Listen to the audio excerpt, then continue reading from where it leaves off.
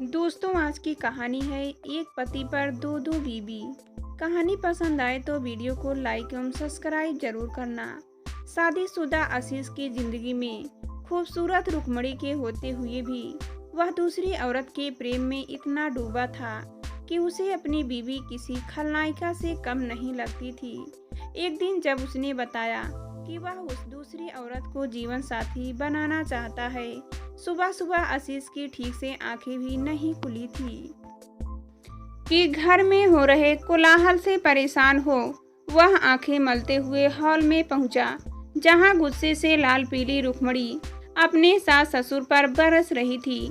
आशीष अपने परिवार के साथ छत्तीसगढ़ की राजधानी रायपुर शहर के बहुत ही धनी आबादी वाली कॉलोनी में रहता था, जहां थोड़ी सी ऊंची आवाज में बोलने पर भी पड़ोसी को सारी बातें सुनाई पड़ने लगती थी।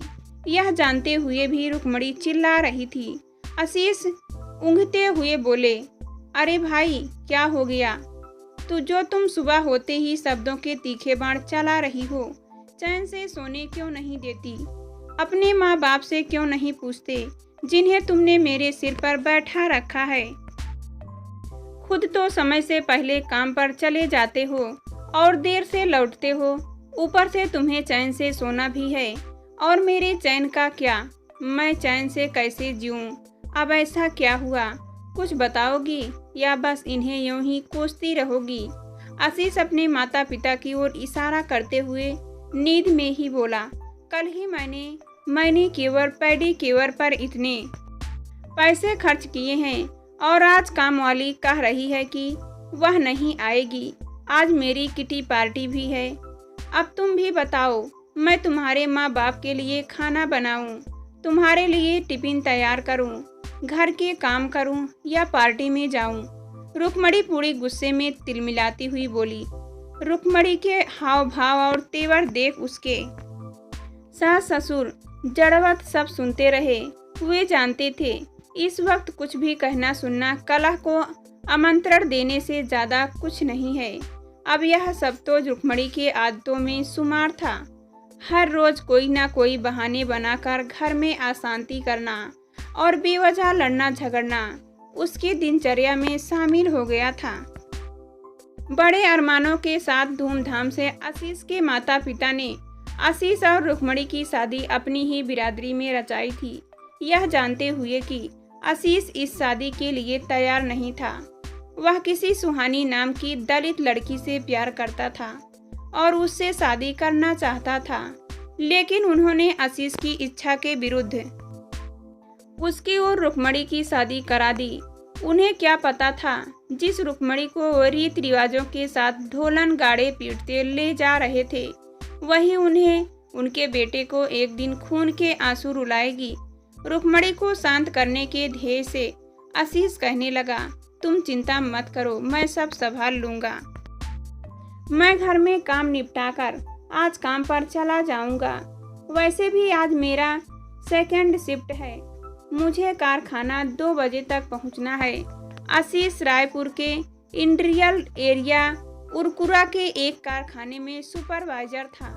तनख्वाह इतनी थी कि एक निम्न मध्यवर्गीय परिवार आराम से चल सकता था, लेकिन रुक्मणी के बड़े बड़े शौक, स्वयं को राइस दिखाने की चाह, अपनी सुंदरता और खूबसूरती को बनाए रखने की कल्लक, इन सब की वजह से वह महंगे से महंगा व नए नए प्रोजेक्ट खरीदता और उनकी इस्तेमाल करती। वैसे दिखने में रुक्मणी बेहद ही खूबसूरत थी। रंग दूध की तरह सफ़ेद, लंबे व काले घने बाल, तीखे नयन नक्श। यूँ समझ लीजिए कि पूरी कॉलोनी में उसके जैसी सुंदर और कोई नहीं थी। लेकिन दिन ब दिन रुक्मणी की बेरुखी और फजूल खर्च बढ़ते ही जा रहे थे, जिसकी वजह से आशीष के माता पिता और आशीष का जीना मुहाल हो गया था। रुक्मणी की इस आदत और बेहद खर्चीली प्रवृत्ति की वजह से तनख्वाह पूरा नहीं पड़ता और आशीष को घर खर्च चलाने के लिए ओवर टाइम भी करना पड़ता था। जब आशीष ने कहा कि वह घर के काम कर लेगा, तो आशीष की बूढ़ी माँ से रहा नहीं गया और वह बोल पड़ी, नहीं नहीं बेटा, तुम रात को डबल शिफ्ट करके लौटे हो, तुम आराम करो, मैं खाना बना लूँगी और घर के सारे काम भी निपटा लूँगी। बहू तुम आराम से पार्टी में चली जाना, यहाँ की चिंता मत करना, मैं सब देख लूँगी। अपनी सासू माँ से यह सब सुन रुक्मणी भड़क उठी और कहने लगी, आप कहना क्या चाहती हैं? यही कि मैं घर के काम नहीं करती, अपने पति का ध्यान नहीं रखती और आपसे इनसे काम करवाती हूँ। रुक्मणी तुम गलत समझ रही हो। माँ बस इतना चाहती है कि तुम घर की चिंता मत करो और अपनी पार्टी में जाने की तैयारी करो। आशीष के ऐसा कहते ही रुक्मणी मुंह बनाकर वहां से चली गई। आशीष भी अपने माता पिता के लिए चाय बना उन्हें आराम करने को कहा घर के काम में लग गया और रुक्मणी चेहरे पर गुलों के लिए फेस पैक लगा और सिर पर हेडफोन चढ़ा सोफे पर पसर गई। रुक्मणी को अपनी सुंदरता पर नाज था और हो भी क्यों ना, आखिर उसकी सुंदरता, उसका पढ़ा लिखा होना ही उसकी वजह थी कि आशीष के माता पिता ने रुक्मणी को अपने घर की बहू बनाने का निर्णय लिया था। अभी आशीष वॉशिंग मशीन में कपड़े डाल ही रहा था कि सुहानी का फोन आ गया और वह कहने लगी, घर कब तक आ रहे हो? मैं तुम्हारे लिए आलू के पराठे बना रही हूँ, तुम जल्दी आ जाओ। आशीष गहरी सांस लेते हुए बोला, सुहानी पराठे थोड़े ज़्यादा बना लेना और दोपहर का खाना भी। आज यहाँ घर पर रुक्मणी फिर से मोर्चा खोलकर बैठ गई है। सुहानी प्यार से बोली, आप परेशान मत होइए, मैं सब कर लूँगी, बस आप घर आ जाओ और नाश्ता करके माँ बाबूजी के लिए भी नाश्ता और खाना ले जाओ, मैं सब तैयार रखती हूँ। सुहानी से प्यार भरे शब्द सुन आशीष रिलैक्स हो पूरी स्फूर्ति से घर के काम निपटाने लगा। घर के छोटे मोटे काम निपटाने के पश्चात सुहानी के पास जाने से पहले आशीष अपनी माँ से बोला, माँ मैं अपने एक दोस्त के घर पुरानी बस्ती जा रहा हूँ, 1-2 घंटे में लौट आऊँगा, आपके और बाबूजी के लिए नाश्ता और खाना भी ले आऊँगा, आप कुछ मत बनाना। इतना कहा गुनगुनाता हुआ आशीष चला गया। वह सुहानी के घर पहुंचा तो सुहानी दरवाजे पर ही आशीष का इंतजार करती हुई खड़ी मिली।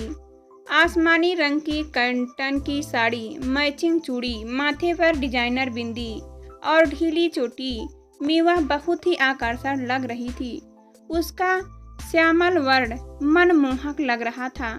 सुहानी का रंग सांवला अवश्य था, लेकिन उसके मनमोहक व्यक्तित्व के आगे सब फीका पड़ने लगा। आशीष के अंदर आते ही सुहानी गरम गरम आलू के पराठे परोसती हुई बोली, अच्छे से खाइए, खास आपके लिए ही बनाया है। सुहानी का निश्चल प्रेम देख आशीष सोचने लगा कि व्यर्थ में ही लोग दूसरी पत्नी को बदनाम करते हैं और उसे समाज में दूसरी औरत की संज्ञा देकर हेय दृष्टि से सोचते हैं।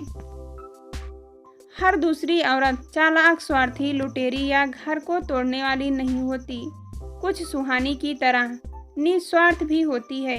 सुहानी ने कभी आशीष को अपनी पहली पत्नी रुक्मणी से नाता तोड़ने को नहीं कहा, न हर वक्त उसे अपने पास रहने को कहती और न कभी औरों की तरह पत्नी होने का हक ही मांगती। आशीष को जब समय मिलता तभी वह सुहानी के पास आता। आशीष अपने माता पिता की अनुमति के बगैर और उन्हें बिना बताए ही सुहानी के संग 7 फेरे ले लिए थे और सुहानी उन फेरों में बंधकर आज भी आशीष का साथ निभा रही थी। आशीष ने सुहानी का हाथ उस वक्त थामा जब वह रुक्मणी और अपनी वैवाहिक जीवन से पूरी तरह से निराश हो चुका था। अभी आशीष यह सब सोच ही रहा था कि सुहानी पराठे का एक टुकड़ा आशीष के मुंह में डालते हुए बोली, कहा, खोए हुए हो जनाब, मैं तो यहाँ आपके सामने खड़ी हूँ। आशीष सुहानी को अपनी बाहों में भरते हुए बोला, मैं कहीं नहीं खोया हूँ, लेकिन अब पूरी तरह से तुम में खोना चाहता हूँ। आशीष के ऐसा कहने से उपरांत दोनों एक दूसरे में डूब गए। प्रेम के सागर में डूबे दोनों प्रेमियों की तंद्रा तब भंग हुई जब आशीष की माँ का फोन आया, बेटा तू घर कब तक आ रहा है? बस माँ आ ही रहा हूँ, कहते हुए आशीष घर जाने के लिए तैयार होने लगा। सुहानी खुद को समेटने के पश्चात आशीष के माता पिता के लिए खाना पैक करने लगी। फिर आशीष को दरवाजे तक छोड़ने आई। जाते वक्त आशीष सुहानी के माथे को चूमते हुए बोला, आज रात मैं यहीं रुकूंगा। यह सुन सुहानी हालों से मुस्कुराती हुई अपनी दोनों हथेलियों से आशीष के हथेलियों को थामती हुई बोली, मैं आपका इंतजार करूंगी। पूरे रास्ते आशीष इसी चिंतन में डूबा रहा कि आखिर कब तक वह अपने और सुहानी के रिश्ते को माँ, बाबूजी और रुक्मणी से छिपा पाएगा और कब तक वह यूं सुहानी से छिप छिप कर मिलता रहेगा। रुक्मणी को आशीष से कोई सरोकार नहीं था। वह तो बस अपनी ही दुनिया में खोई रहती, जिसमें आशीष और उसके माता पिता के लिए कोई स्थान नहीं था। उसे तो केवल आशीष के रुपयों से मतलब था, जिससे वह अपने शौक पूरे कर सके। लेकिन सुहानी की तो पूरी दुनिया ही आशीष था। अपने ही ख्यालों में गुम आशीष घर पहुंच गया। घर पर माँ और बाबूजी उसका इंतजार कर रहे थे और रुक्मणी अपने मेकअप के लिए पार्लर जा चुकी थी। माँ ने बताया कि रुक्मणी पार्लर से सीधे पार्टी में जाएगी और देर रात लौटेगी। आशीष मौन रहा, फिर अपने माता पिता को नाश्ता दे घर के कामों में लग गया। कहता भी क्या, माँ बाबूजी तो उसके आगे हार चुके थे और उसके कुछ भी कहने का असर रुक्मणी पर होता नहीं था। अलबत्ता वह कुछ ऐसा कह जाती कि आशीष स्वयं अपमानित महसूस करता। घर का काम पूरा होते होते कारखाने जाने का वक्त हो गया था। आशीष सुहानी के हाथों से बना खाना अपने माता पिता को परोस स्वयं भी खाने लगा। बाबूजी चटकारे लेकर खाने लगे और माँ भी बड़े मन से स्वाद लेकर खाती हुई बोली, बेटा खाना कौन से होटल का है? आशीष हड़बड़ा गया और कहने लगा, माँ खाना किसी होटल का नहीं है, मेरे एक दोस्त के घर का है। उसकी बीवी ने बताया है। वाह, उसके हाथों में तो जादू है। जब भी तू उससे मिलने तो मेरा आशीर्वाद कहना। उसे की माँ की आंखों में प्यार साफ झलक रहा था। रुक्मणी तो घर पर ही कभी खाना ठीक से बनाती ही नहीं थी। ऊपर से कभी माँ कुछ बनाने किचन में चली जाती तो वह आग बबूला हो पूरे घर को सिर पर उठा लेती। इसलिए माँ ने कुछ भी बनाना ही छोड़ दिया।